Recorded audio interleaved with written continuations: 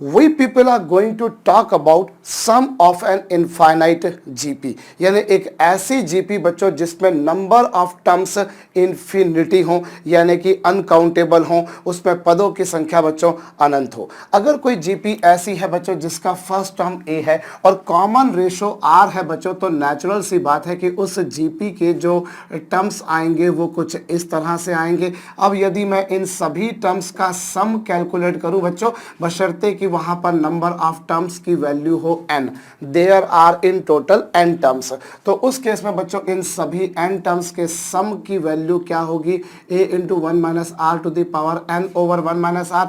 Either you can write this और even you can write this. बच्चों आप जानते हैं इन दोनों में से कुछ भी लिख दीजिए, बात एक ही है। बच्चों हम एक ऐसी जीपी लेकर चल रहे हैं जिसका फर्स्ट टर्म a है और जिसमें कितने नंबर ऑफ टर्म्स है बच्चों, n नंबर ऑफ टर्म्स है और r बच्चों नेचुरली कॉमन रेशो है।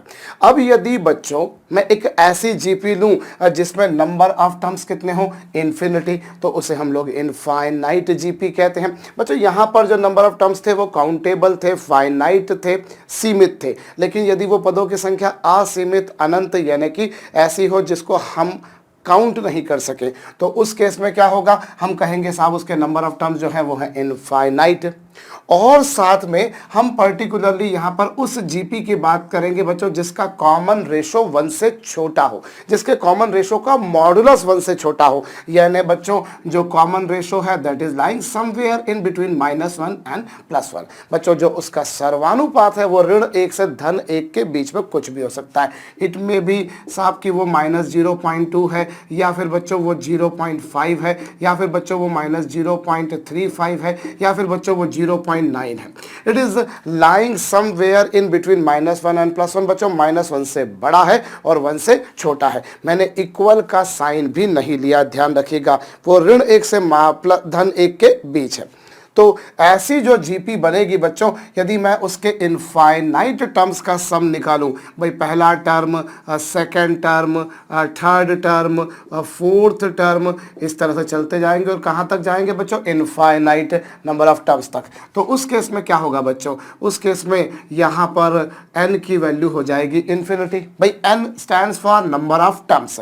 अब यदि नंबर ऑफ टर्म्स इन्फिनिटी होगा तो नेचुरल सी बात है बच्चों n की जगह हम क्या रखेंगे, इन्फिनिटी अपॉन 1 माइनस आर। अब क्या होगा बच्चों, बड़ी छोटी सी बात है और उसे ही हमें यहां पर समझना है। बच्चों अगर r की वैल्यू -1 से +1 के बीच है, जैसे कि मैं ये ले रहा हूं, और यदि मैं उसे इन्फिनिटी बार मल्टीप्लाई करूंगा तो क्या होगा, जैसे एग्जांपल के तौर पे बच्चों यदि r की वैल्यू आप 0.5 लेते हैं, अब यदि आप इसका स्क्वायर करेंगे तो क्या होगा बच्चों, जरा समझिए, 0.5 का स्क्वायर करते हैं तो आपको मिलेगा 0.25 मिलेगा। मतलब जब आपने इसका स्क्वायर किया तो आपको जो वैल्यू मिल रही है बच्चों वो और छोटी मिल रही है। भाई 0.5 अपने आप में एक नंबर था, लेकिन जब आपने उसका स्क्वायर किया तो जो आउटकम आया बच्चों वो छोटा आया। अब यदि मैं इसका क्यूब कर दूं बच्चों, में यदि इसका क्यूब कर दूं तो जो वैल्यू मुझे मिलेगी माशाअल्लाह वो क्या होगी बच्चों, वो और भी छोटी होगी, 0.125। देखिए भाई 0.5 का क्यूब कीजिए 0.125। यदि बच्चों मैं इसकी पावर 4 करता हूं, यानी कि इसको 4 टाइम्स मल्टीप्लाई करूंगा, I will find it is 0.0625।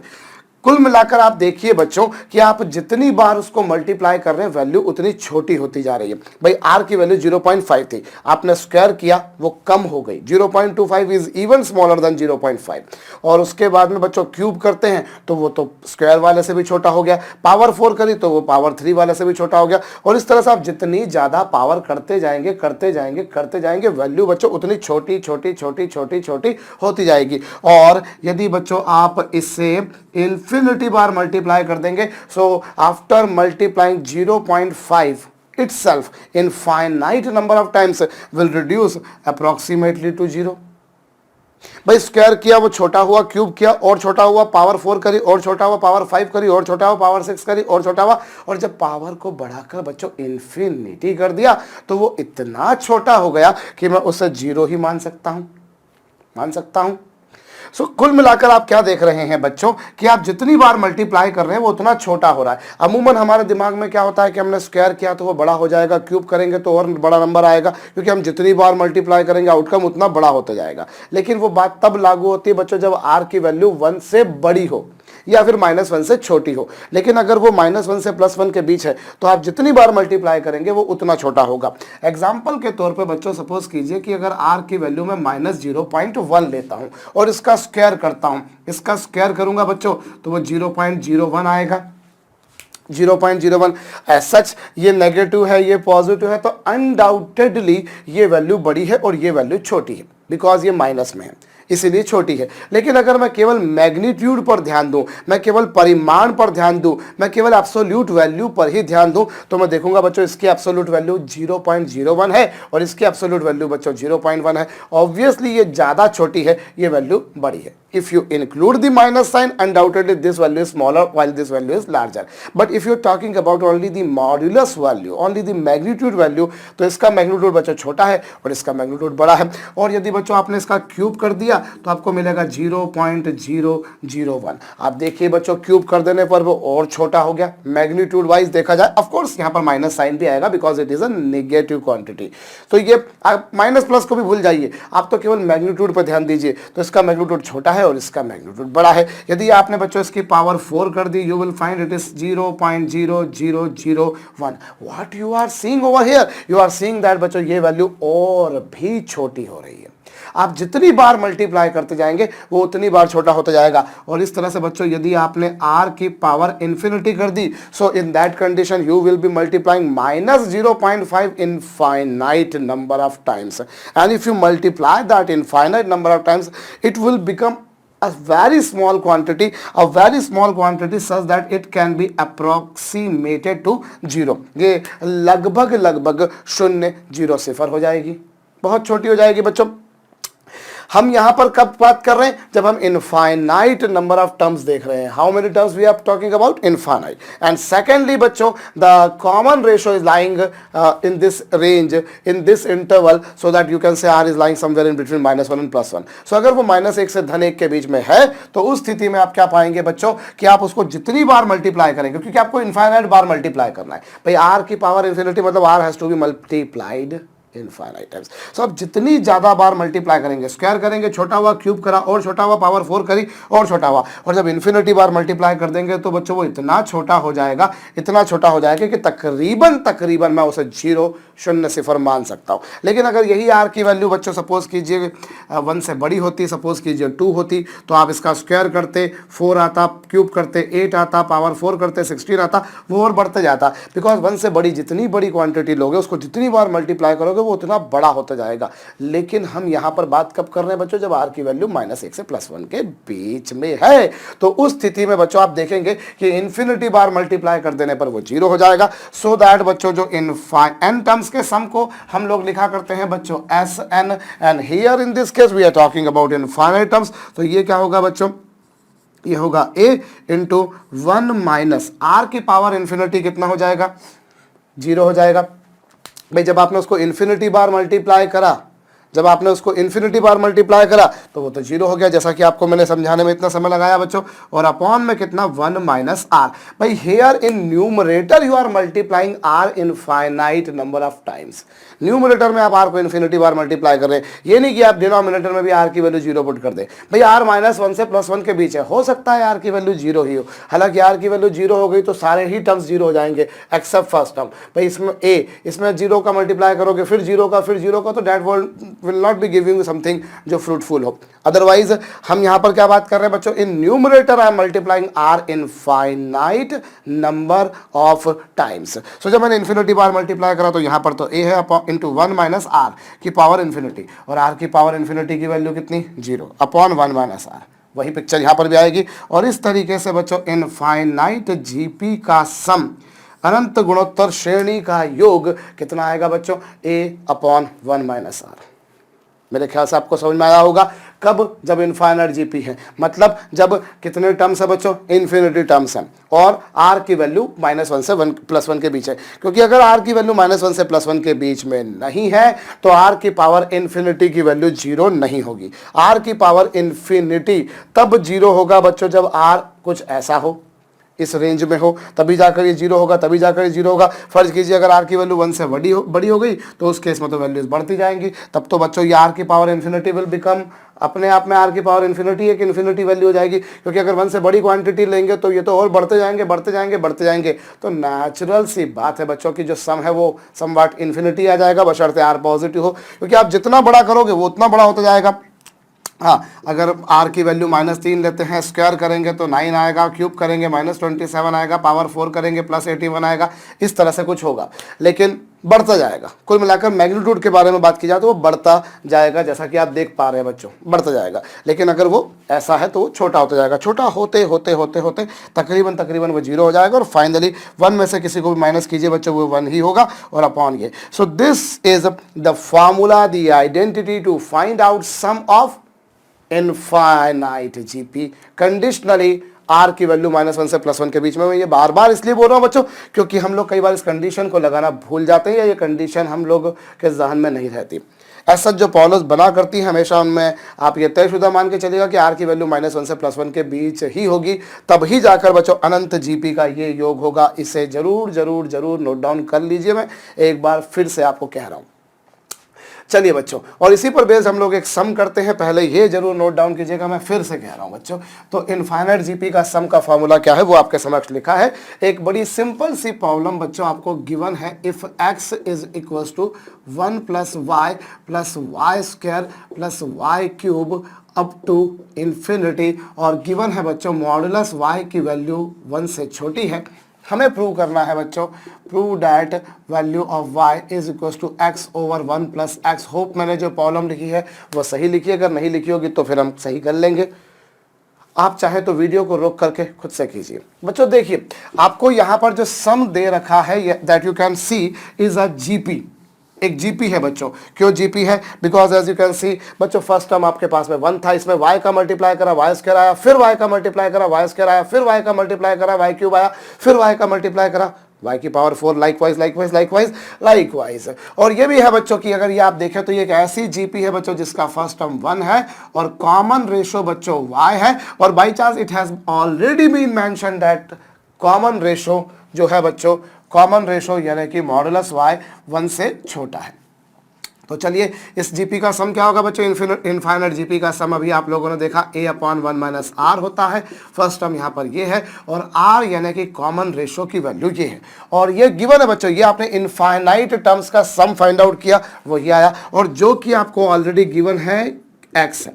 भाई इन्फिनिटी टर्म्स का सम ये होगा, इसके इन्फिनिटी टर्म्स का सम जो होगा बच्चों वो 1/1 - y होगा। होप आपको ये बात भेजे में आई है, और वो वैल्यू ऑलरेडी गिवन है x है, मैंने अपने मर्जी से नहीं लिखा। अब मुझे y की value in terms of x मुझे प्रूव करनी, तो कोई हल वाली बात नहीं बच्चों। 1 - y is equal to 1/x।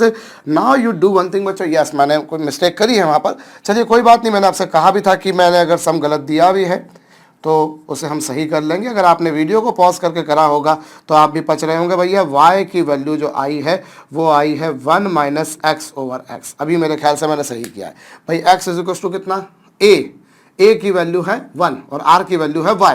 So 1 - y को उधर ले जाइए, 1 - x को इधर ले आइए, एलसीएम लीजिए।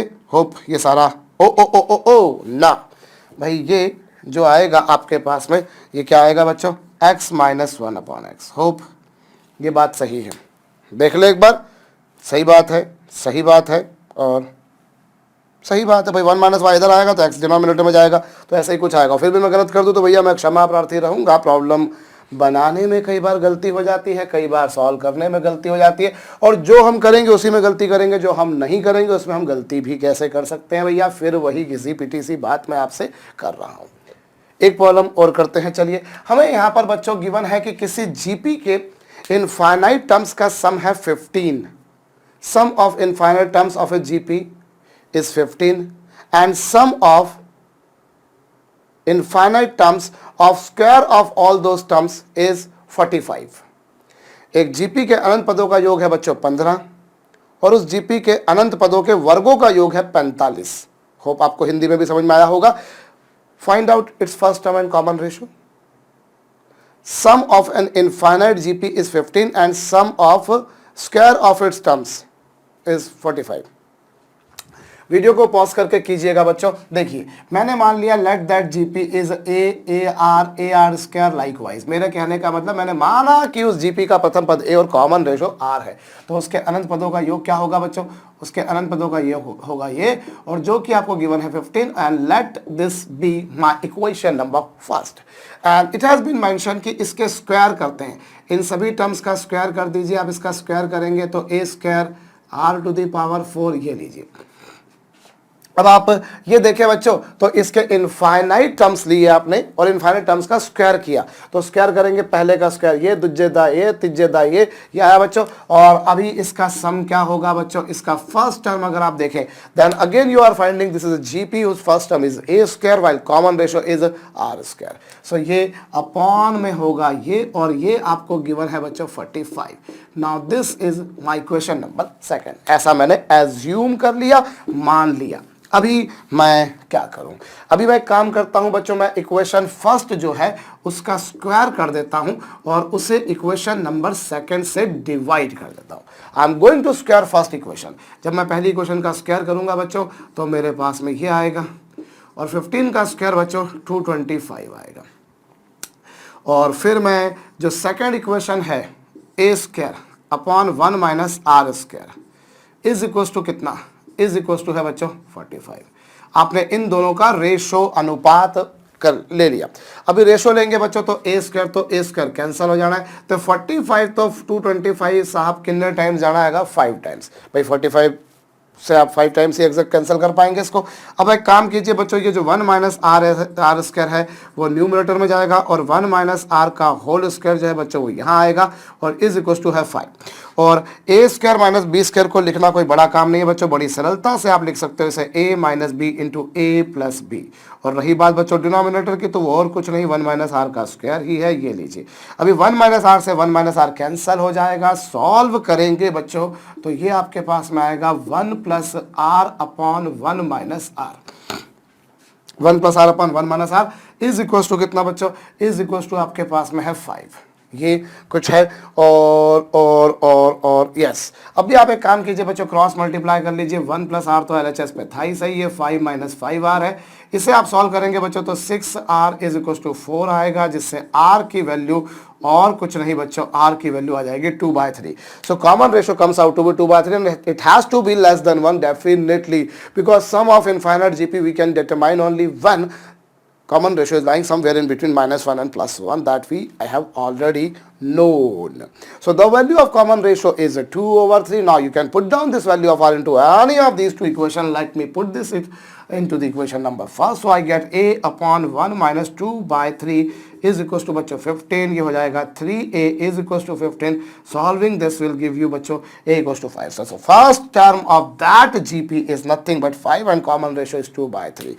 If you know the value of first term, if you know the value of common ratio, undoubtedly you people can determine its successive terms as well. भाई फर्स्ट टर्म हो जाएगा 5, दूसरा 5/3, तीसरा 5/9 वगैरह वगैरह वगैरह। And again I am telling you बच्चों, कहीं किसी मोमेंट पर अगर मैं कैलकुलेशन में कोई गलती मिस्टेक त्रुटि कर दूं तो मुझे उसके लिए क्षमा कीजिएगा बच्चों। एक इसी से मिलता जुलता हम सम और कर लेते हैं बच्चों। If the sum of infinite GP is s, if sum of infinite GP is S and sum of its square of its terms is S dash, बड़ा सिंपल सा क्वेश्चन बच्चों। एक इनफाइनाइट जीपी का सम कितना है S, और उस sum of squares of its terms कितना है बच्चों? S dash. Find the value of first term and common ratio. Video को रोक करके कीजिएगा। देखिए बच्चों, आपको यहां पर क्या बोल रखा है? एक इनफाइनाइट जीपी का सम होगा ये, एक इनफाइनाइट जीपी का सम होगा ये, और उसकी वैल्यू है s, और उसके इनफाइनाइट जीपी के स्क्वायर का टर्म्स का जो सम होगा वो होगा s डैश। भाई जीपी के अनंत पदों का योग कितना?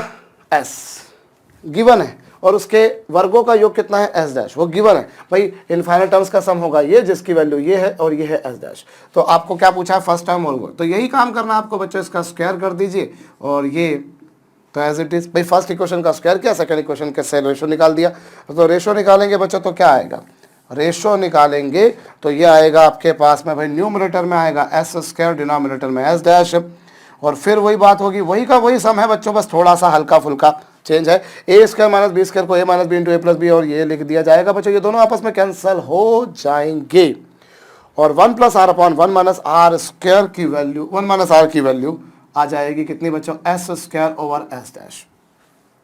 अभी क्रॉस मल्टीप्लाई करना कर्तव्य फर्ज धर्म मेरा है और मैं अपने कर्तव्यों से कहीं तक भी नहीं भागूंगा भैया, बिल्कुल ईमानदारी से काम करूंगा। गलती हो जाए वो एक अलग बात, पर काम जरूर करेंगे साहब। एस डैश और ये फिर आर इंटू एस डैश और ये बच्चों s square minus r into s square.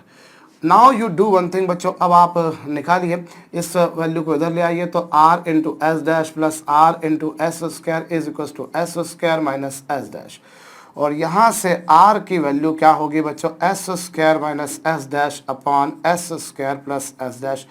Hope मैंने जो किया है वो सही किया है।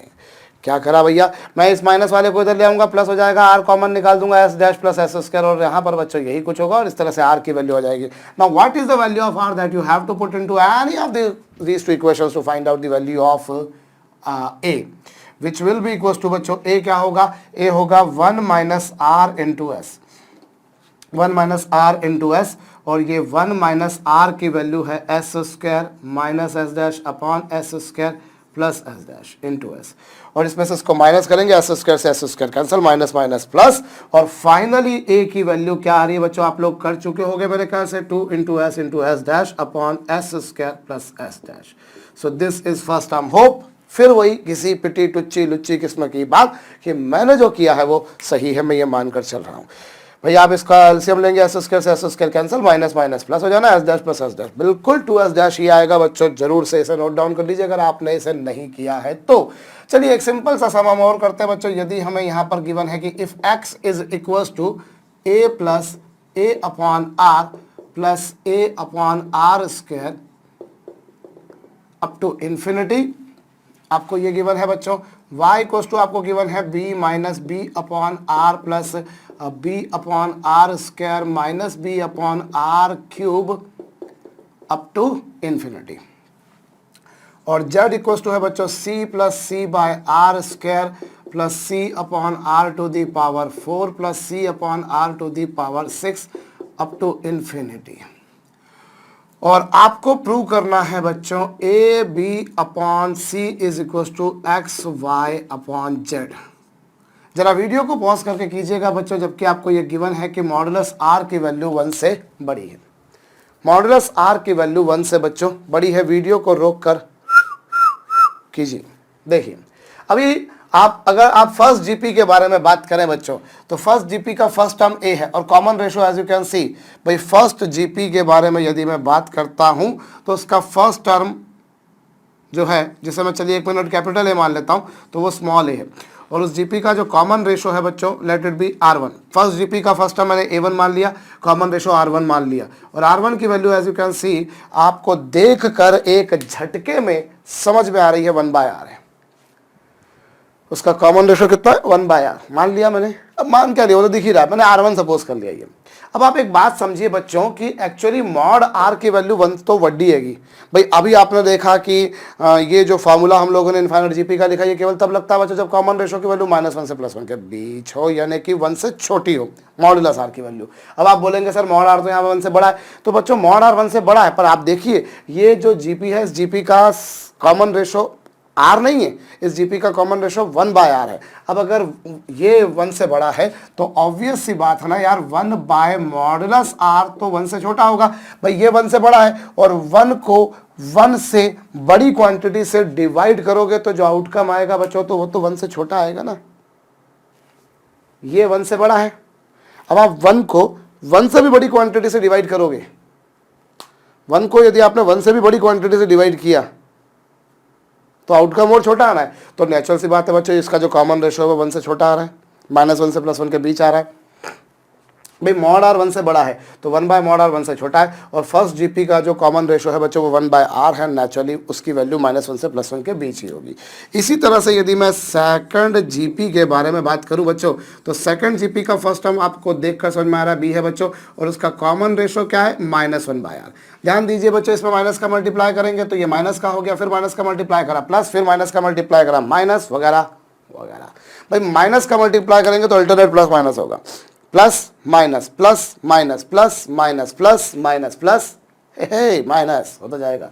तो ये अब यहां पर भी वही बात आएगी बच्चों, चूंकि आर की वैल्यू 1 से बड़ी है या मॉड आर की वैल्यू 1 से बड़ी है, तो इसका जो कॉमन रेशो है बच्चों वो 1/r है, जो कि -1/r है। ऑब्वियसली ये -1 से +1 के बीच ही लाया करेगा, क्योंकि अगेन आप 1 से बड़ी क्वांटिटी से उसे डिवाइड करने जा रही हो। इसी तरह से बच्चों यदि मैं थर्ड जीपी यानी कि तृतीय गुणोत्तर श्रेणी के बारे में बात करूं, तो इस जीपी का फर्स्ट टर्म जो आ रहा है बच्चों आप देख रहे हैं सी है, और उसका जो कॉमन रेशो है बच्चों वो 1/r² है।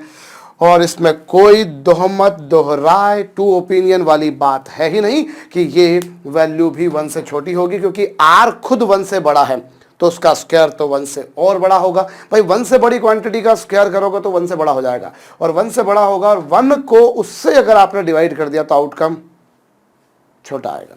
तो इस तरीके से बच्चों तीनों ही जीपी ऐसी जिनका कॉमन रेशो 1 से छोटा है, क्योंकि हम इनफाइनाइट जीपी का सम तभी कैलकुलेट कर पाते हैं बच्चों जब उसका कॉमन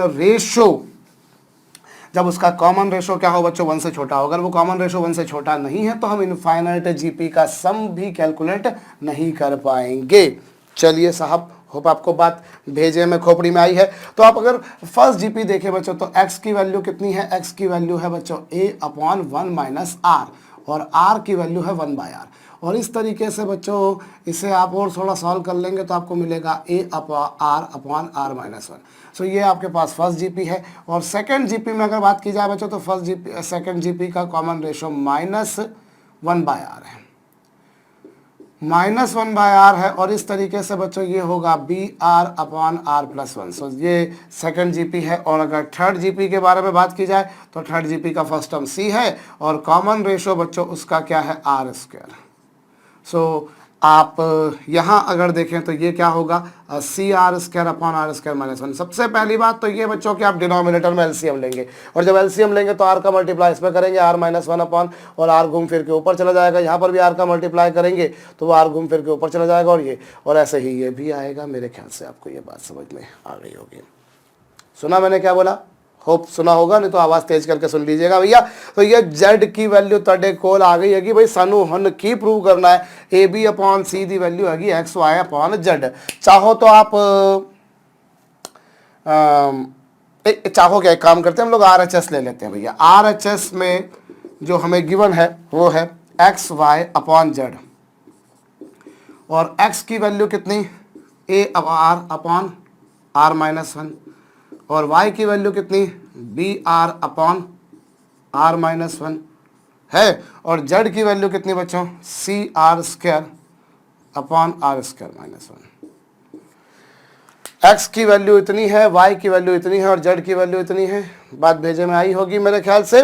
अभी आप देखिए इस r² से ये r इंटू आर क्या होता है बच्चों, r इंटू आर क्या होगा r² होगा, और ये भी r² होगा। r² से r² को जाना लाजमी है।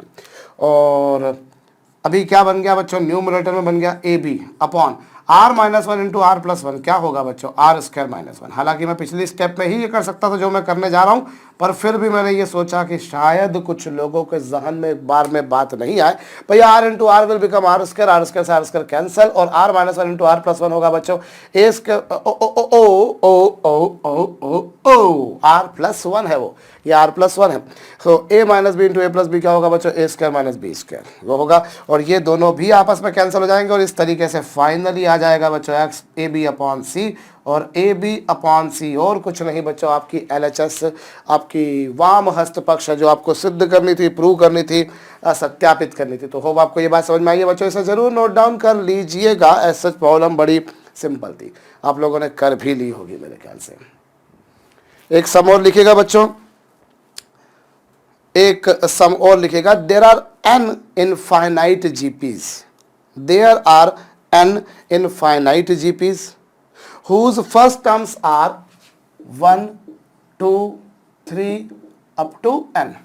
There are n infinite GPs whose first terms are 1, 2, 3 up to n, and whose common ratios are 1/2, 1/3 up to 1/n+1. There are infinite GPs whose first terms are 1 2 3 up to n, and common ratios are 1/2, 1/3, 1/3 up to 1/n plus 1. आप एक काम करें, prove करें S1 plus S2 plus S3 up to Sn is equal to n/2 into n plus 3. Hope मैंने सही लिखी है problem. Hope मैं इसलिए बोल देता हूँ भैया, गलती हो जाए तो भूल चूक माफ, लेनी देनी माफ कीजिएगा. अभी आप जरा वीडियो को पॉज करके कीजिए बच्चों. देखिए, देयर आर इनफाइनाइट जीपीज हैं. पहली जीपी ऐसी है जिसका फर्स्ट टर्म क्या है 1 और कॉमन रेशो 2 है. तो मतलब अगर मैं फर्स्ट जीपी के बारे में बात करूं तो फर्स्ट जीपी का फर्स्ट टर्म 1 और कॉमन रेशो 2. तो ये 1, 1/2, 1/4, 1/8, ये ऐसी कुछ पिक्चर बनेगी. भाई कॉमन रेशो 1/2 है तो 1/2 का 1/2 का 1/2 का मल्टीप्लाई करते जाओगे. ऐसे ही सेकंड जीपी का फर्स्ट टर्म क्या है बच्चों, सेकंड जीपी का फर्स्ट टर्म 2 है, कॉमन रेशो कितना है 1/3. तो ये हो जाएगा 2/3, फिर 2/9, फिर 2/27 लाइकवाइज. ये लीजिए. और इसी तरह से बच्चों तीसरी जीपी का फर्स्ट टर्म 3 है, कॉमन रेशो 1/4 है. हालांकि मैं ये सब इतने सब नहीं भी लिखूंगा तब भी जस्ट आपको समझाने के पॉइंट ऑफ व्यू से कि एग्जैक्टली ये जीपी किस तरह की बन रही है. हालांकि कोई बहुत बड़ी बात नहीं है, आई रिपीट. ये लीजिए इस तरह से, ये पहली जीपी, दूसरी जीपी, तीसरी जीपी. तो इस तरह से बच्चों आप एक काम कीजिए, आप आर्थ जीपी लीजिए बच्चों. कौन सी जीपी, आर्थ. भाई एन जीपीज हैं, उनमें से मैंने एक आर्थ जीपी ली. तो आर्थ जीपी जो होगी बच्चों, उसकी विशेषता क्या होगी कि उसका फर्स्ट टर्म होगा आर और कॉमन रेशो होगा 1/r + 1. सो r + 1 plus r upon r + 1 का square plus r upon r + 1 का क्यूब लाइकवाइज. ये है कुछ इसी तरह की बात है बच्चों. भाई देखिए ना, पहली जीपी का फर्स्ट टर्म 1 है और कॉमन रेशो 1/2 है. दूसरी जीपी का फर्स्ट टर्म 2 है, कॉमन रेशो 1/3 है. मतलब जितना फर्स्ट टर्म है कॉमन रेशो उससे एक ज़्यादा आ रहा है डिनोमिनेटर में लाने के बाद. सो यहाँ पर अगर आप देखें तो जैसे ये वाली जीपी होगी, इसका फर्स्ट टर्म होगा आर. भाई मैंने आरथ जीपी इसमें से कोई ली, मान लो भाई ये फर्स्ट जीपी थी जिसका सम S1 था, सेकंड जीपी जिसका सम S2 था, थर्ड जीपी जिसका सम S3 था. ऐसी nth जीपी का सम SR होगा, तो SN होगा, और आर्थ जीपी का ये. तो जो फर्स्ट टर्म है कॉमन रेशो उससे एक ज़्यादा हो रहा है, तो ये हो गया. अब यदि आप इस जीपी के बारे में बात करें तो इस जीपी का सम निकालिए तो वो कितना होगा, r/1 माइनस 1/r + 1. यही कुछ आएगा, यही कुछ होगा बच्चों. भाई इसका सम क्या होगा, a/1 माइनस r. और इसका अगर r देखें भाई, इस जीपी का ये जो आरथ जीपी है, आरथ जीपी जो है बच्चों, इसका फर्स्ट टर्म है r. न्यूमरेटर में आप a लिखते हो, डिनोमिनेटर में भाई अभी आपने देखा ना इनफाइनाइट जीपी का सम क्या होता है, a/1 minus r, where a is nothing but first term, obviously वो r है, where r is nothing but common ratio which is 1/r + 1. अब आप इसका एलसीएम वगैरह लेके सॉल्व करके देखिए बच्चों. तो सॉल्व करेंगे तो ये r + 1 न्यूमरेटर में चला जाएगा और यहाँ पर बचेगा r, और r से r कैंसल. सो ये आपके पास में बच्चों ऐसी जीपी जिसका आर्थ टर्म है वो सम आ जाएगा. जिस आर्थ नंबर की जो जीपी होगी उसके का सम ये आएगा. तो उस बेसिस पर क्या हुआ, उस बेसिस पर ये हुआ आर्थ जीपी के सभी इनफाइनाइट टर्म्स का सम आया r + 1 आया बच्चों. अब आपको क्या निकालना है, आपको निकालना है S1 plus S2 plus S3 up to कहाँ तक, Sn तक. तो वो क्या होगा भाई, S1 की वैल्यू क्या होगी भाई, जो आरथ नंबर की जो जीपी है, आरथ नंबर की जो जीपी है बच्चों, उसका सम आया r + 1 आया. तो फर्स्ट नंबर की जो जीपी होगी उसका सम होगा 1 + 1, सेकंड नंबर की जीपी का सम होगा 2 + 1, थर्ड नंबर की जीपी का सम होगा 3 + 1. इस तरह से बच्चों आखिरी में जो nth नंबर की जीपी होगी उसका सम होगा n + 1. होप बात भेजे में आई है. आरथ नंबर की जो जीपी थी बच्चों उसका सम था r + 1. तो फर्स्ट जीपी में जो सम आएगा वो आएगा 1 + 1. आप चाहें तो फर्स्ट जीपी का सम निकाल कर देख लीजिए, वो आपको 2 मिल रहा है और उसी को मैंने 1+1 लिखा। मैं तो इसी जनरलाइज वे में, भाई आरथ नंबर की जीपी का सम r+1 आया, तो सेकंड नंबर की तो मतलब जितना है उससे एक ज़्यादा, तो फर्स्ट नंबर की जीपी में जितना है उससे एक ज़्यादा, यहाँ पर जितना है उससे एक ज़्यादा, जितना है उससे एक ज़्यादा, यहाँ पर जितना था उससे एक ज़्यादा, इसी तरह से। तो फर्स्ट जीपी में उससे एक ज़्यादा, सेकंड जीपी में उससे एक ज़्यादा, थर्ड जीपी में उससे एक ज़्यादा। होप आपको ये बात समझ में आई है। अब यहाँ पर आप चाहें तो ये डायरेक्टली आपके पास में एक एपी है, ये एक एपी आप देख सकते हैं भाई, ये 2, 3, 4, 5 और आखिरी वाला टर्म क्या है बच्चों, n+1। और कितने टर्म्स है इसमें, S1, S2, S3, Sn से लेकर, ऑब्वियसली 1 से लेकर n तक जाएंगे तो how many terms you will have, कितने टर्म्स आएंगे, n टर्म्स आएंगे भाई। 1, 2, 3 से लेकर n तक गए तो कितने टर्म्स आए, बोलिए, आए n terms. You are beginning at 1 and ending on n, so naturally how many terms are there, n terms। और एक AP के n terms का सम क्या होता है बच्चों, n/2 into first term plus last term. भाई एक AP के n टर्म्स का सम का फार्मूला आपके पास में n/2 2a + n-1 into d, आप या तो वैसा लिख लीजिए या फिर सिंपली आप बोल दीजिए n/2 into first term plus last term, और ये n+1 की वैल्यू n+3 हो जाएगी जो आपस में जुड़कर, और n/2 इंटू n+3 बिल्कुल वही लिखा जो कि रिक्वायर्ड था, आवश्यक था, ज़रूरत था। मेरे ख्याल से आपको ये बात भेजे में खोपड़ी में मस्तिष्क में आई है, इसे नोट डाउन कर लीजिए। चलिए साहब, मैं अगली प्रॉब्लम देता हूँ, पर उससे पहले ये ज़रूर कर लीजिएगा बच्चों, हमें यहाँ पर अगला सम दे रखा है बच्चों, बड़ा सिंपल सम देता हूँ। चलिए, बड़े पॉपुलर किस्म के क्वेश्चन जो होते हैं मैं वो वाले आपको देता हूँ। भाई आपसे बोला है 0.12 को रेशनल फॉर्म में लिखिए।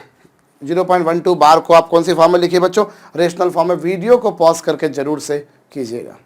देखिए 0.12 को रेशनल फॉर्म में लिखना है आपको बच्चों। इसको रेशनल फॉर्म मतलब P/Q, इंटीजर अपॉन इंटीजर, मेरे ख्याल से आप जानते हैं।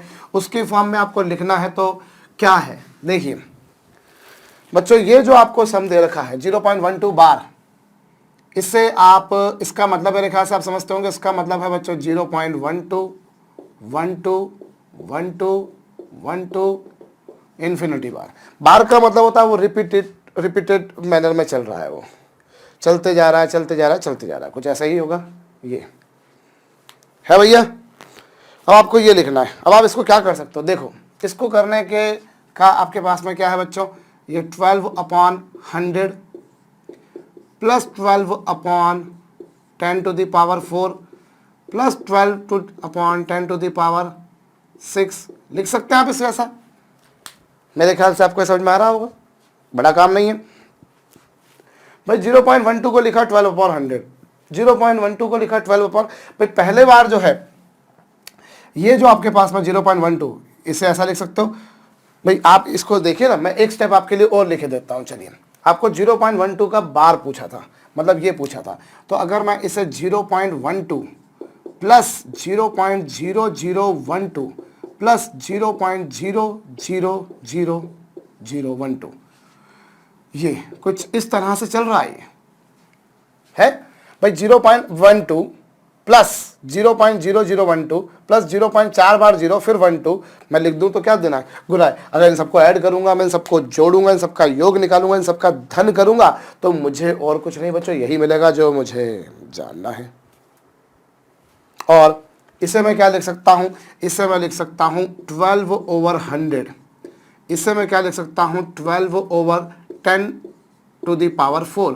12/10⁶ ये आएगा भैया। और आप देखिए ये क्या है, ये और कुछ नहीं बच्चों, एक जीपी है जिसका फर्स्ट टर्म है 12/100 और जिसका कॉमन रेशो बच्चों 1/100 है, क्योंकि आप 1/100 का मल्टीप्लाई कर रहे हैं to get the next term. In the previous term if I multiply by 1/100 I'll be getting the next term, so I can say the common ratio of this progression is nothing but 1/100.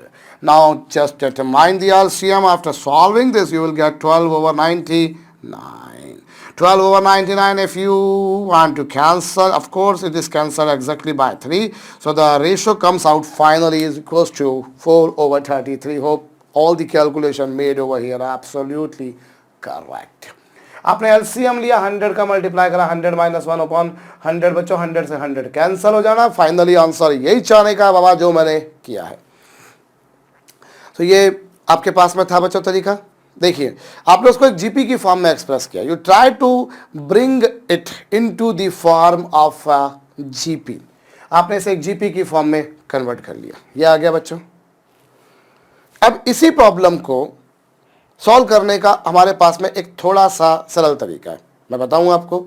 Of course आप बोलेंगे बताओ, तो मैं मान लेता हूं कि साहब इसकी वैल्यू है 0.12 बार, यानी 0.12121212 की वैल्यू मैंने मान ली x, मान ली मैंने इसको मान लिया x। अब मैं एक काम करता हूं बच्चों, ये जो एक्सप्रेशन मैंने माना था इसे मैं 100 से मल्टीप्लाई करता हूं। ध्यान दीजिएगा भाई, एक तरीका तो ये था जो ट्रेडिशनल तरीका, जो हमारा यूजुअल तरीका होता है वो यही होता है कि आप एक काम कीजिए, उसे एक जीपी की फॉर्म में एक्सप्रेस कर लीजिए, जीपी का सम लिखिए, आपका काम हो गया।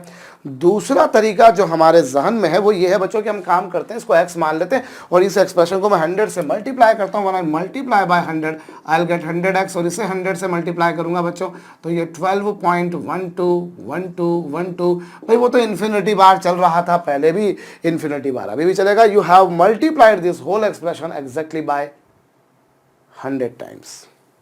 ये हो चुका बच्चों। अब ये जो आपके पास में आया बच्चों वो था 100x, और इससे आप लिख सकते हो 12 प्लस 0.121212, वापस से वैसा का वैसा ही। भाई ये 100x था, ये 12 है, और इसमें 100 का और ये 12.121212 जो था बच्चों उसे आपने ब्रेक कर दिया। भाई 12.1212 वगैरह जो थे तो ये 12 एज इट इज़ प्लस ये कुछ आएगा आपके पास। और ये आप देखिए बच्चों, तो ये क्या है 100x और ये 12, और ये जो आप लिख रहे हैं बच्चों ये क्या है x। भाई 0.12121212 इस तरह से ये जो आपके पास में पूरा एक्सप्रेशन आ रहा है ये वापस से कितना होगा x, और इस तरह से बच्चों ये क्या होगा 99x इज इक्वल टू 12, और x की वैल्यू कितनी आ रही है, x की वैल्यू आ रही है 12/99। इसको जब सॉल्व करेंगे बच्चों तो वो होगा कितना 4/33। मेरे ख्याल से the method is relatively smaller one. आपको समझ में आई होगी, शायद अच्छी भी लगी होगी। भाई आपने उसमें 100 का मल्टीप्लाई करा, सारी पिक्चर आपके सामने है। मेरे ख्याल से मुझे बहुत ज़्यादा इसको बताने की ज़रूरत नहीं है। इस मेथड से ये मेथड रिलेटिवली छोटी है। पिछली मेथड आप हार्डकोर वही मेथड ले रहे हैं जो जनरली बुकिश लेवल की मैं कह सकता हूँ, उसमें मुझे कोई संदेह नहीं है कि बिल्कुल बुकिश मेथड ही है वो। ये थोड़ी सी स्मॉलर है बच्चों। चलिए एक और सम करते हैं हम लोग। हमें बोल रखा है बच्चों 0.456, ये लीजिए। इसको फिर से हमें रेशनल नंबर की फॉर्म में एक्सप्रेस करना। आप स्वयं एक बार वीडियो को पॉज करके कीजिए, बेहतर होगा। देखिए अभी आपको पूछा है बच्चों, तो मैं यहां पर एक काम करता हूं 0.456। इसका मतलब समझ रहे होंगे मेरे ख्याल से कि इसका मतलब है 0.456 456। आप कितनी बार लेके जा रहे हैं उसको, infinite times you are multiplying it. अब इसे आप नेक्स्ट स्टेप में चाहें तो आप लिख सकते हैं बच्चों, ये था, इसे आप नेक्स्ट स्टेप में लिख सकते हैं 0.456 प्लस 0.000456 प्लस 0.000000, कितनी बार 4-5 बार तो हो गया, ये छठी बार 456 प्लस करते जाइए। भाई आपने पहले ये लिखा, फिर 3 0, फिर 3 3 6 0, लाइक वाइज चलते जाएगा बच्चों। और ये क्या है, ये है बच्चों 456 अपॉन 1000। फिर आप देखिए बच्चों ये 456 अपॉन 10 टू द पावर 6, फिर बच्चों 456 अपॉन 10 टू द पावर 9। ऐसा ही कुछ कुछ होता है, हुआ होगा आपको भी। चलिए साहब यही है भाई। यहाँ पर चूंकि डेसिमल के बाद में 6 डिजिट्स है इसलिए 10 टू द पावर 6, और डेसिमल के बाद में चूंकि 9 डिजिट्स है इंक्लूडिंग दो 6 0 ऑब्वियसली, सो 9 डिजिट्स है इसलिए कुछ ये। Now you people can see this is nothing but a GP, गुणोत्तर श्रेणी है भैया ये। इनफाइनाइट जीपी, और इनफाइनाइट जीपी का सम a अपॉन 1 माइनस r, और आर की वैल्यू आप बिल्कुल आंखें गड़ा कर देख लीजिए बच्चों, बिल्कुल सरलता से आपको नजर आएगा। आर की वैल्यू और कुछ नहीं 1/1000 है, क्योंकि आपने इसमें 1000 का मल्टीप्लाई करा 10⁶ आया, फिर से 1000 का मल्टीप्लाई करा फिर 10⁹ आ जाएगा, लेकिन वो 1000 तो आप डिनोमिनेटर में मल्टीप्लाई कर रहे हो ना बाबा, तो आपको 1/1000 लिखना पड़ेगा कॉमन रेशो। एलसीएम ले लीजिएगा, सॉल्व कर लीजिएगा, 456/999, और ये बिल्कुल एग्जैक्टली 3 से कैंसिल हो रहा है। कितनी बार? 3 से ये हो रहा है 15 और 2 152। क्या बात है, और ये 333। So finally the ratio will be reduced into 152/333. Hope you have got the thing. So this is also one of the way in which we can proceed. Otherwise relatively method मालूम है क्या है? आप एक काम कीजिए भैया, ये जो आपको 0.456 दे रखा है ना, हाँ, इसको आप एक काम कीजिए 0.456 456 हाँ, ये है भैया, इसे मैंने माना कि x, माना कि ये है, मान लिया। अब आप एक काम कीजिए भैया, इस इक्वेशन में आप 1000 का मल्टीप्लाई कर दीजिए। तो जब आप मल्टीप्लाई करेंगे भैया ये 1000 हो जाएगा, इधर 1000 का मल्टीप्लाई करेंगे ये 456 प्लस, ना भाई ना, एक स्टेप में नहीं कर रहा मैं एक काम कर रहा हूं, मैं इसमें 1000 का मल्टीप्लाई करूंगा मेरे भाई, तो क्या होगा? 1000 का मल्टीप्लाई कर देंगे तो 1000, ओ नो, केवल 1000 ही नहीं रहेगा ना भैया, मल्टीप्लाई करेंगे तो जिसके साथ में मल्टीप्लाई किया था उसको क्यों भूल जाओ। कई बार हम दूसरे के चक्कर में अपने वाले को भूल जाते हैं, और ऐसा कभी नहीं करना चाहिए। 1000x, इसमें जब 1000 का मल्टीप्लाई करेंगे भैया तो ये 456 था, 456.456 वही घिसी पिटी सी बात है बच्चों।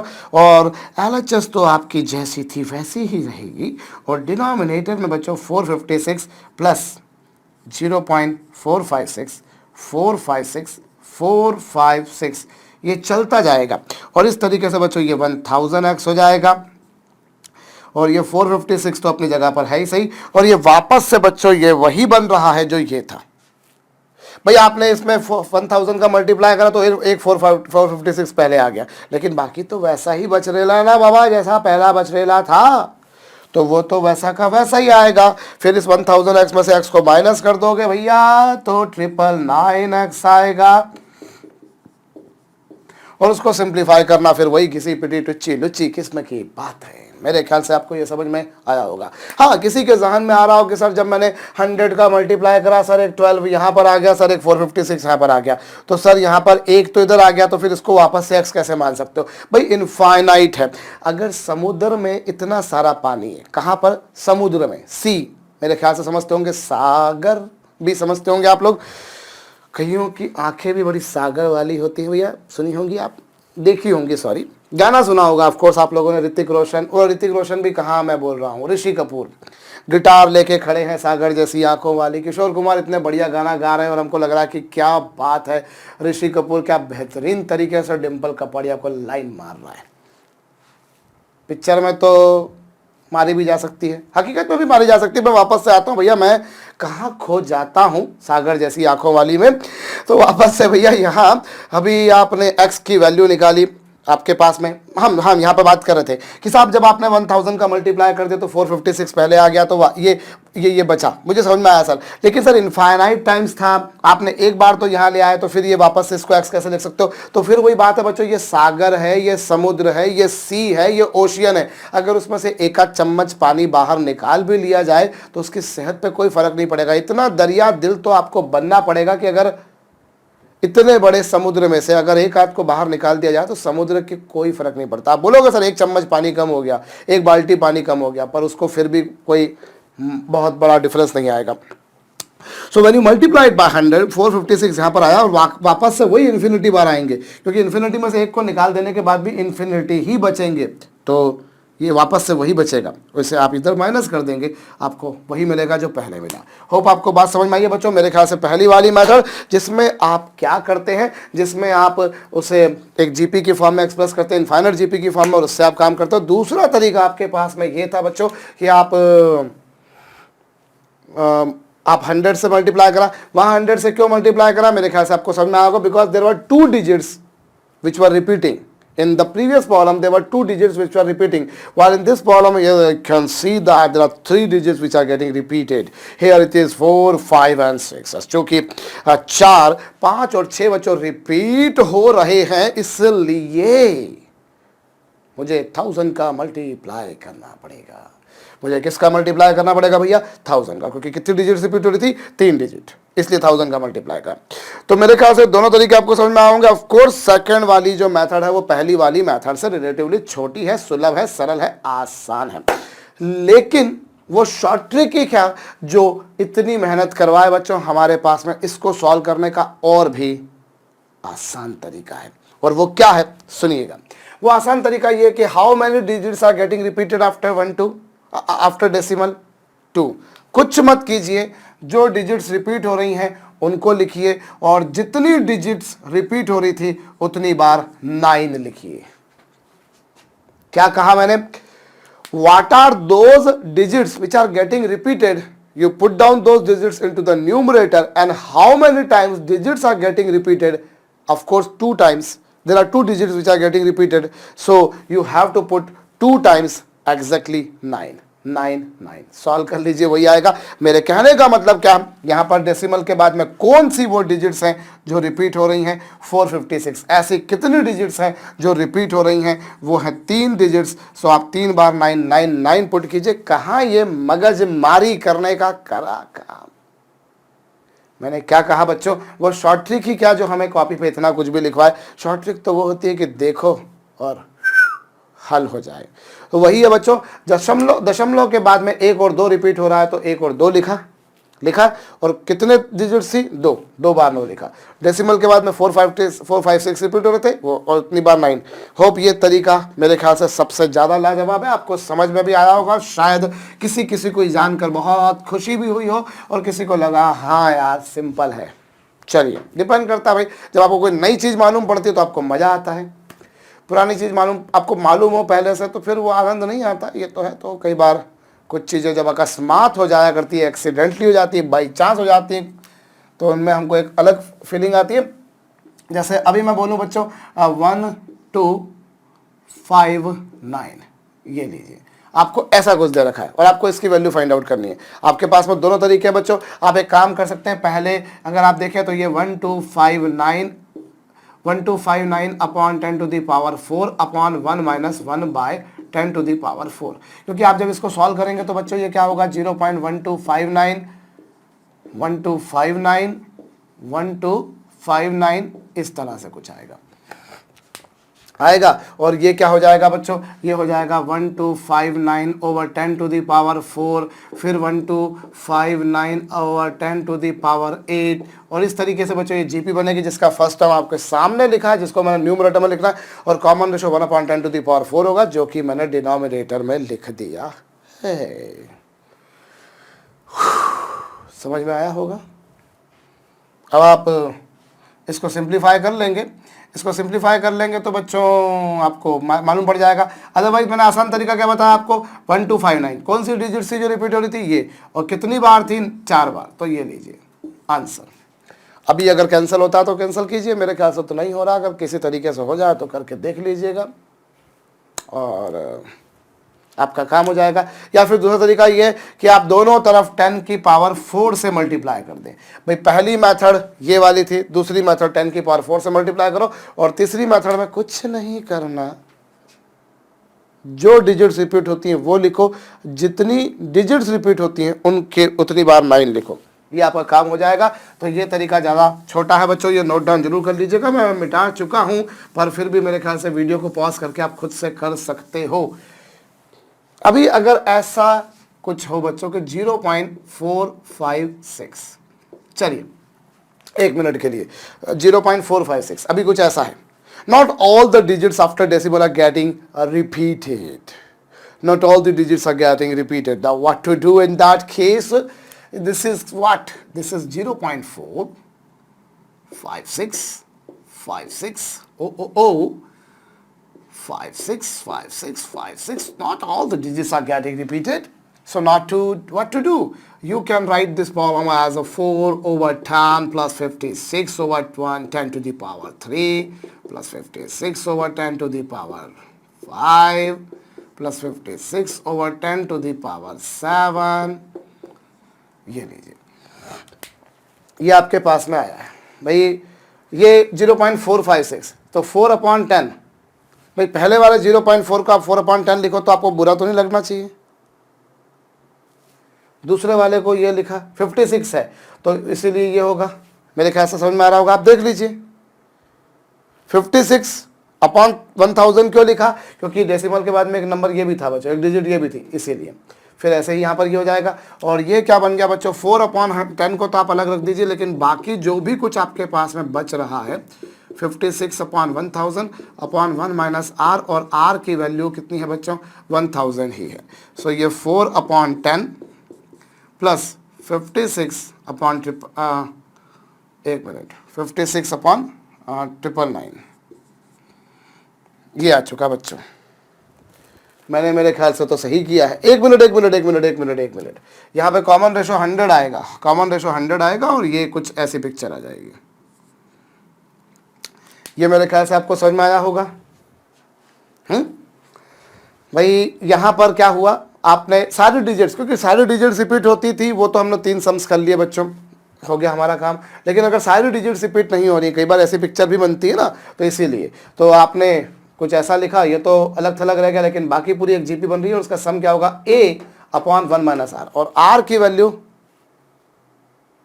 1/100, तो a/1 माइनस आर, और इसको आप सॉल्व कर लीजिए, 9 इंटू 1 और 0, तो ये आपके पास में आ जाएगा बच्चों।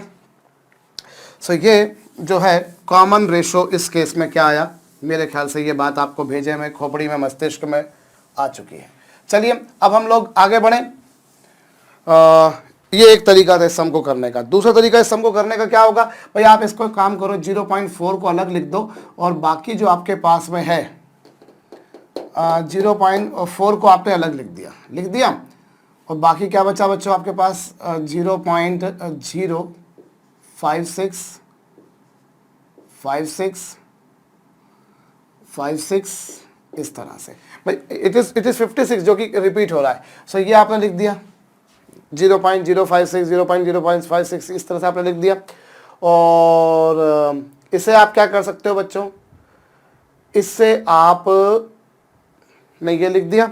अब आप एक काम कीजिए बच्चों, इसे मान लीजिए x, किसको 0.056 इसे आपने क्या मान लिया, x मान लिया। अब आप इसमें किसका मल्टीप्लाई कीजिए, यू मल्टीप्लाई हेयर बाय 1000, अब इसमें किसका मल्टीप्लाई कर दीजिए 1000 का। जब आप 1000 का मल्टीप्लाई करेंगे तो 1000x हो गया, और यहाँ मल्टीप्लाई करेंगे तो ये आपके पास में 0.56 ये आएगा। मेरे ख्याल से आपको ये बात समझ में आई है। फिर ये 1000x, फिर ये 56, और ये जो आपके पास में लिखा हुआ है बच्चों, इसे आप 0.0565656 इंटू क्या 10 लिख सकते हैं। पिछली वाला तरीका तो आपको समझ में आ गया होगा। इस तरीके में अब हमको थोड़ी ज़्यादा मेहनत करनी पड़ रही, जो रिलेटिवली पिछली बार छोटी मेथड थी, इस बार थोड़ा सा हमको, भाई पहले तो मैंने उसे ब्रेक किया, वो ये आया। अब मैंने ये जो रिपीट हो रहा था उसे मैंने x सपोज किया, मैंने दोनों तरफ किससे मल्टीप्लाई करा, 1000 से। जब 1000 से मल्टीप्लाई करूंगा तो 1000x होगा, उसको 1000 से मल्टीप्लाई करूंगा तो ये 56 प्लस ये कुछ आएगा, ये 1000x, ये 56, और इसे आप एक्चुअली 0.565656 था। And now I want to bring this expression into this form. मैं इसे इसकी फॉर्म में ही लाना चाह रहा हूँ, मैं इसे वापस इसकी फॉर्म में लाना चाह रहा हूँ। तो मैं क्या करूंगा बच्चों, मैं इसे ऐसा था 0.565656 वगैरह वगैरह था, तो मैं उसे ऐसा इंटू 10 कर सकता हूं, क्योंकि ये 0 पॉइंट था। ध्यान दीजिए बच्चों, ये 0.565656 था, और ये 0.0 से शुरू करना है मुझको, क्योंकि जिसको मैंने माना था वो 0 से शुरू हो रहा था, इसीलिए। और इंटू 10 कर दूंगा, क्योंकि जब मैं इस पर 10 का मल्टीप्लाई करूंगा तो मुझे वापस से यही मिलेगा।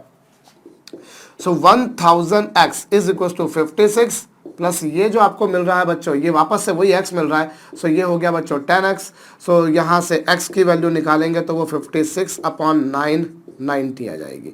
सो कुल मिलाकर जो फाइनली जो नंबर आएगा बच्चों वो 0.4 plus 56/990 0।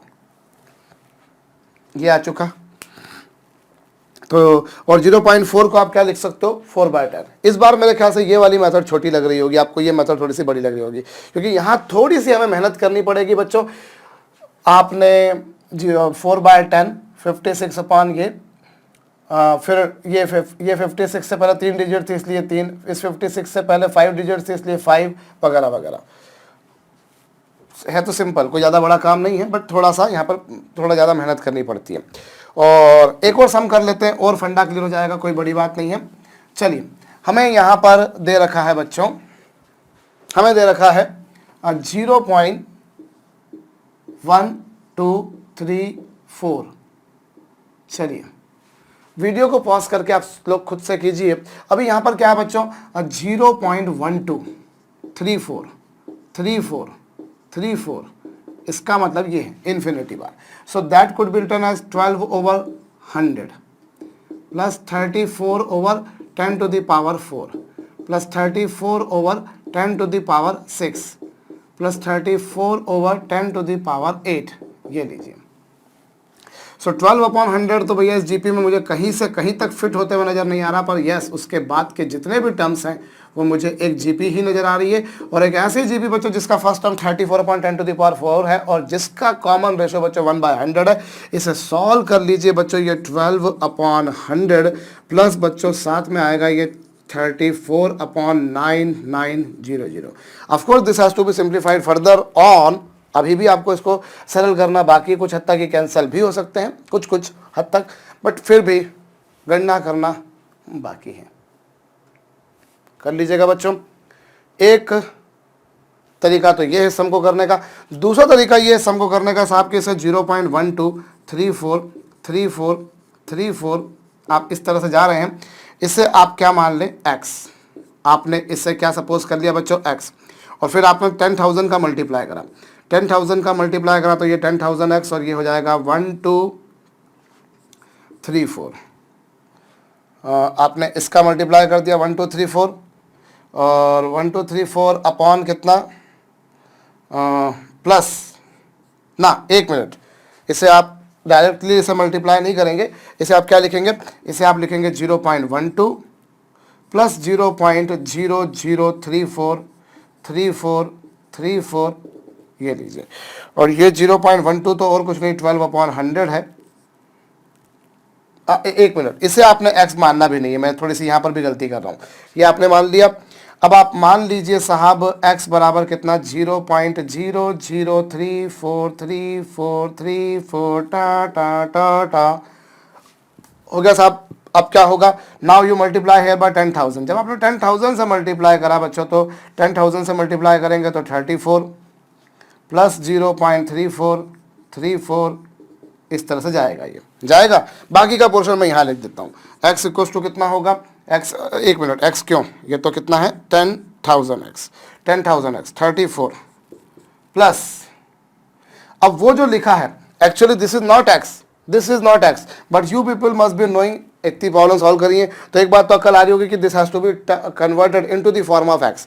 My dear student, x is what, 0.003434343434, but it is 0.343434। So I need to multiply, I need to express in that form of x. For that purpose मैं इसे 0.003434 वगैरह वगैरह लिखूं और इनटू क्या कर दूं बच्चों 100, क्योंकि जब मैं इसे ऐसा लिख देता हूं तो ऑफकोर्स x बन जाता है इंटू 100 और ये हो जाएगा बच्चों 10,000x और ये 34 है और ये वापस से भैया ये 100 है चूँकि वो लिख दिया और बाकी का वापस से x, और इसको सॉल्व करेंगे बच्चों तो 9900x इज इक्वल टू 34।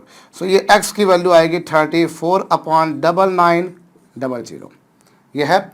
और प्लस अभी आपको अभी जो पूरा कुल मिलाकर जो नंबर आएगा वो 0.12 प्लस 34/9900 आएगा।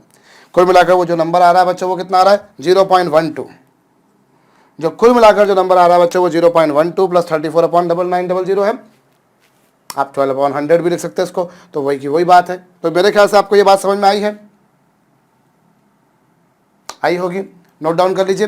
हालांकि फिर वही बात है, इसको करने का आसान तरीका है भैया। आसान तरीका क्या है भाई, देखिए डेसिमल के बाद में कितनी डिजिट्स रिपीट हो रही हैं आपको वो लिखनी है। देखिए अभी इस बार मैं इसे मिटा दूंगा बच्चों। इसे कल हल करने का एक तरीका क्या है, आप सबसे पहले जो डिजिट रिपीट नहीं हो रही आप उसको लिख दीजिए। लिख दिया, फिर कौन सी डिजिट रिपीट हो रही थी, 5 और 6। कितनी डिजिट्स रिपीट हो रही थी, 9। यहाँ तक कि पूरी पिक्चर वही है।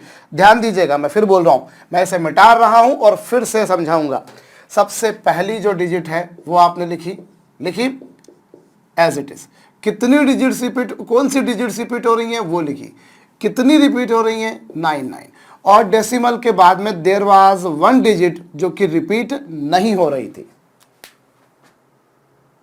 मेरे ख्याल से समझ में आया होगा। फिर से मैं बोल रहा हूं, पहला वाला डिजिट रिपीट नहीं हो रही थी, उसके बाद कौन सी डिजिट्स रिपीट हो रही हैं, कितनी डिजिट्स रिपीट हो रही हैं, और डेसिमल के बाद में एक डिजिट ऐसी है जो रिपीट नहीं हो रही। जो डिजिट रिपीट नहीं हो रही उसके समकक्ष आपको क्या लिख देना है, 0। बस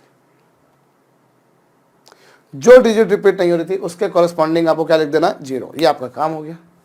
जैसे अभी यही देखिए, ये 0.1234, सो 0.1234, 0.1234, सो 12/100 कौन सी डिजिट रिपीट हो रही थी, 34। कौन सी डिजिट रिपीट हो रही थी, 34। कितनी रिपीट हो रही थी, 2।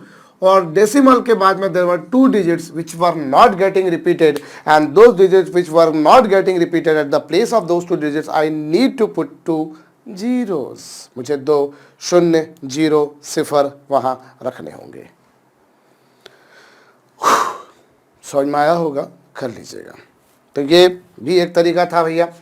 भाई जो डिजिट रिपीट नहीं हो रही थी उसको लिखा। जैसे एक और सम है इसी तरह से कर देता हूं, चलिए 0.1243 चलिए अब ऐसा है, तो 124 अपॉन क्या, 1000।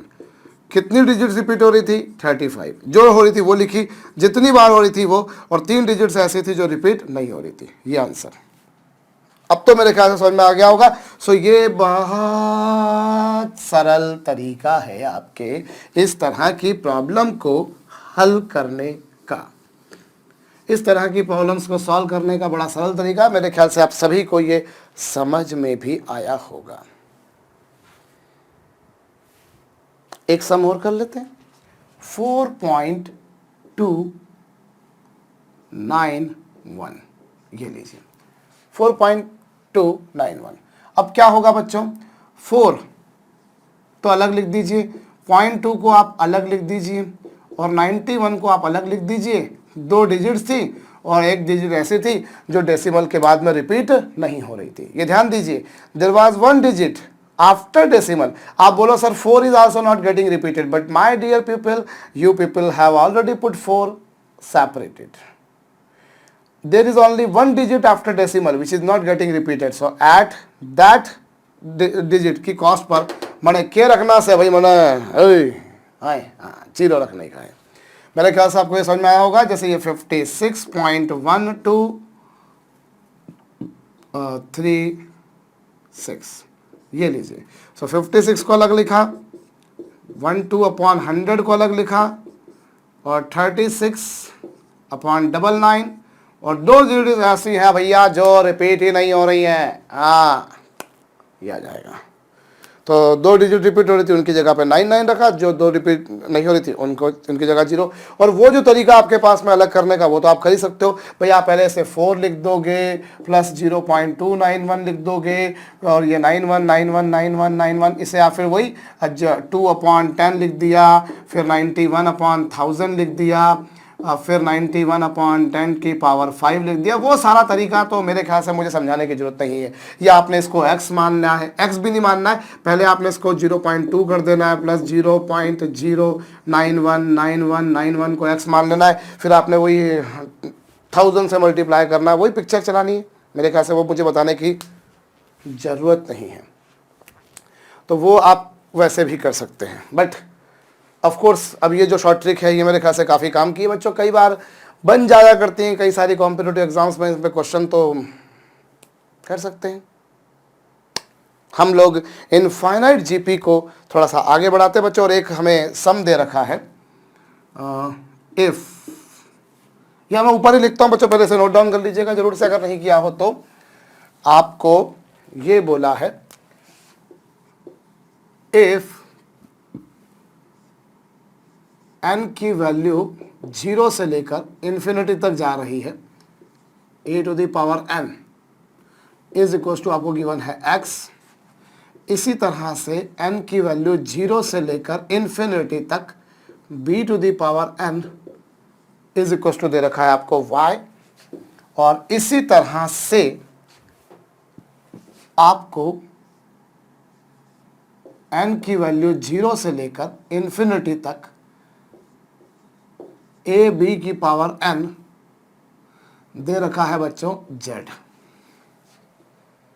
ये आपको गिवन है, और आपको प्रूव करना है, क्या प्रूव करोगे मालूम? आपको प्रूव करना है xz plus yz is equal to xy plus z। जरा वीडियो को पॉज करके एक बार कोशिश तो करो, जबकि ये गिवन है कि mod a and mod b they both are less than 1, ये गिवन है आपको। चालू हो जाओ, क्या करोगे भैया, क्या करोगे? देखो जो x है भैया, अगर आप देखो n की जगह 0 पुट करोगे a की पावर 0, n की जगह 1 पुट करोगे a की पावर 1, n की जगह 2 पुट करोगे a की पावर 2, और n की जगह इन्फिनिटी पुट करोगे, यही आएगा भाई। जब आपने n की जगह 0 पुट किया, जब आपने n की जगह 0 पुट किया तो ये बना, 1 पुट किया तो ये बना, 2 पुट किया तो ये बना, 3 पुट किया। भाई आप इस सिग्मा का मतलब जानते हो, होता है समेशन, और n जो है भैया उसकी लिमिट 0 से इन्फिनिटी तक जा रही है। 0 पुट किया a की पावर 0, 1 पुट किया a की पावर 1, 2 पुट किया a की पावर 2, 3 पुट किया a की पावर 3, किधर तक जाने का है? हाँ, इन्फिनिटी तक।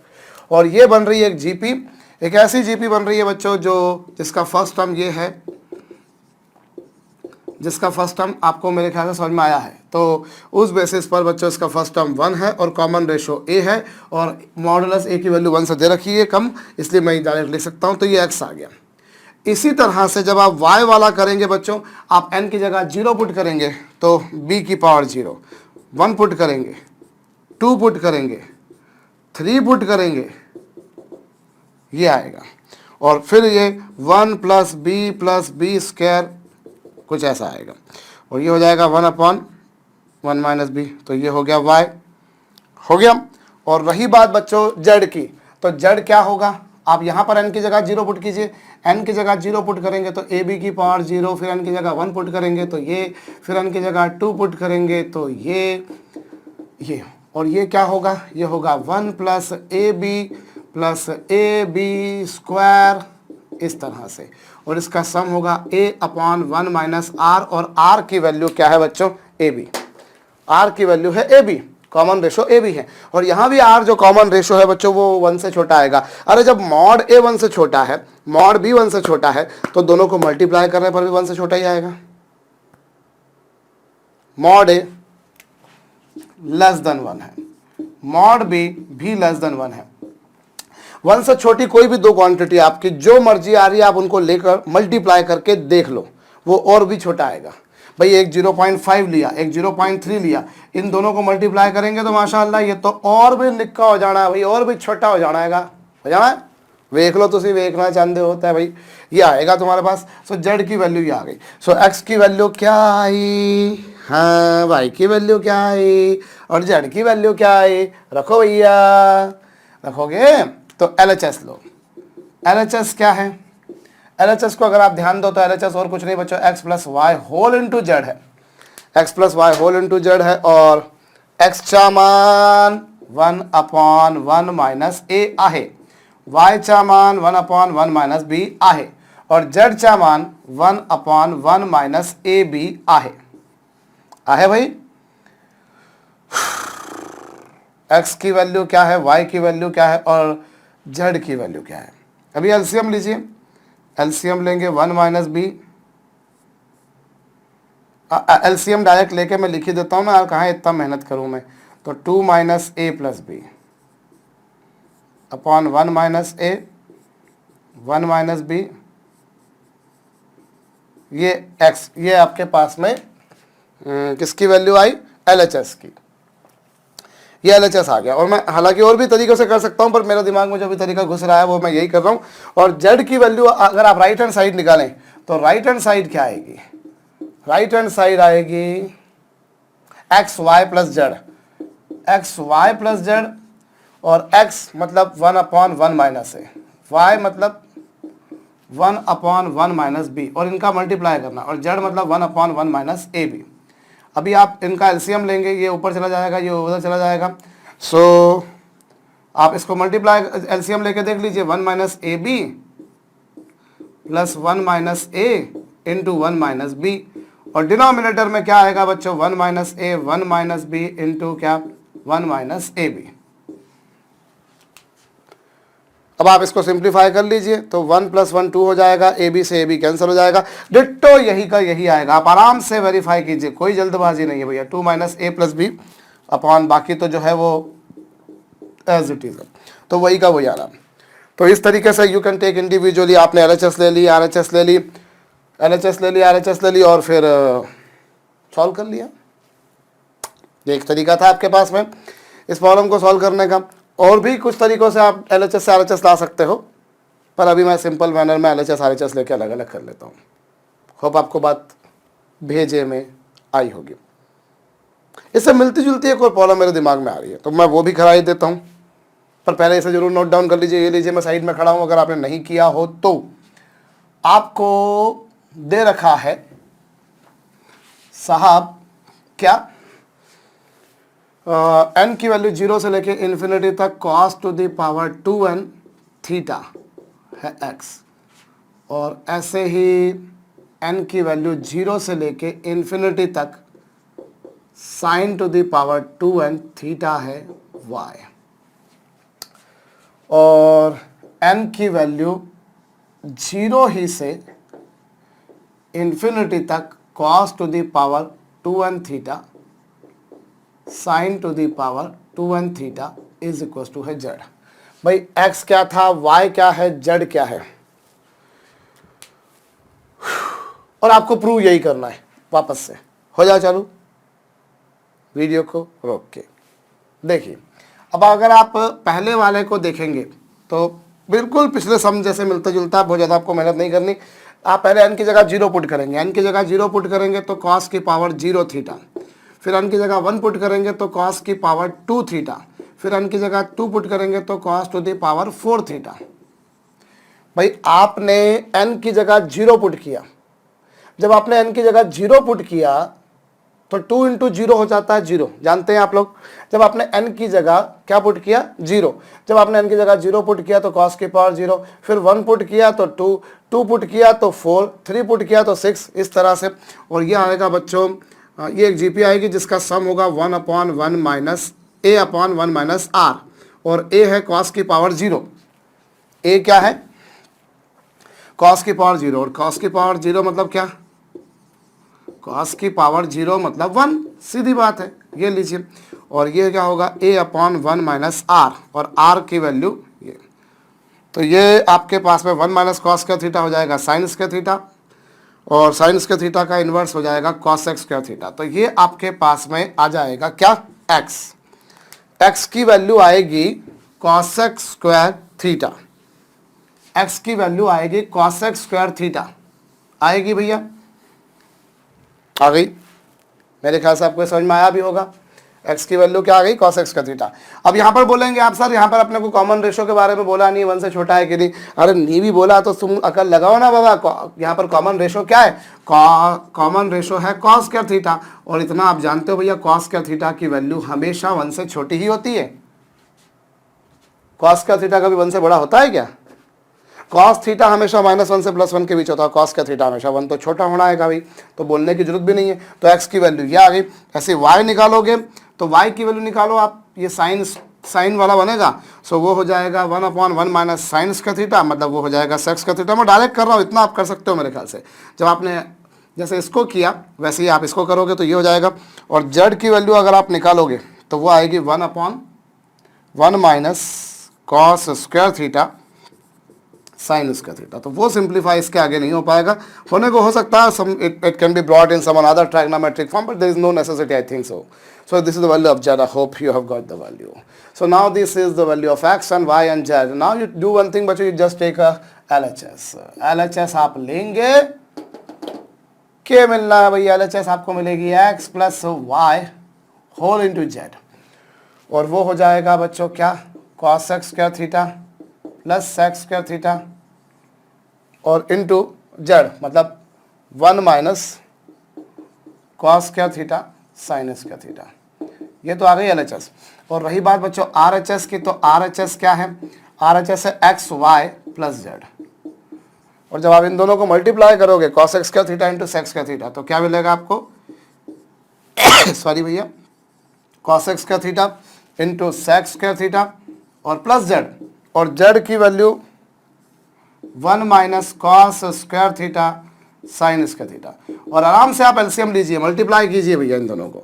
जब आप मल्टीप्लाई करेंगे 1 में इसका मल्टीप्लाई करेंगे तो यही का यही मिलने का है बाबा. जब आपने 1 में 1 का मल्टीप्लाई करा इसमें तो वो सका वैसे ही मिला, लेकिन जब आपने इसका मल्टीप्लाई करा तो ये है कॉस स्क्वायर थीटा इंटू है साइन स्क्वायर थीटा, और इंटू में क्या है बच्चों? यहाँ पर already you can see this is cos x square theta and this is sex square theta over over over 1 minus cos square theta into sin square theta. Now when you multiply these two, you know that sin theta and cosec theta are nothing but multiplicative reciprocal of each other. बच्चों ये दोनों एक दूसरे के reciprocal है, दोनों cancel हो जाएंगे, लाइकवाइज ये दोनों भी कैंसिल हो जाएंगे, और फाइनली कैंसिल हो गए तो न्यूमरेटर तो वही बचा. क्या बचा? cosec square theta into sex square theta upon 1 minus cos square theta sine square theta, और ये डिट्टो वही चाह रहा है जो LHS में था. So finally what is the value of LHS is the value of RHS, and if these two are equal, naturally we can see we have proved the given expression.